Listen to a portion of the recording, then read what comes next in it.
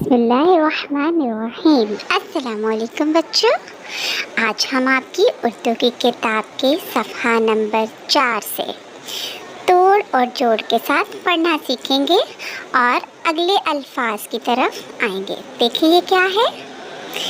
ते अलिफ ता जीम ताज। दोबारा मेरे साथ तोड़ के साथ बोलें। ते अलिफ ता जीम ताज। ते अलिफ ता जीम ताज। ते अलिफ ता जीम ताज। बहुत खूब बच्चों। अब ये देखिए ये क्या है। ये है ताली। ताली। मेरे साथ तोड़ के साथ बोले।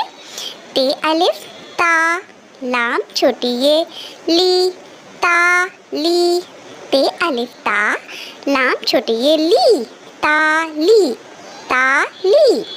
अगला लफ्ज़ ये है तोप। ते वाव तो पे तोप।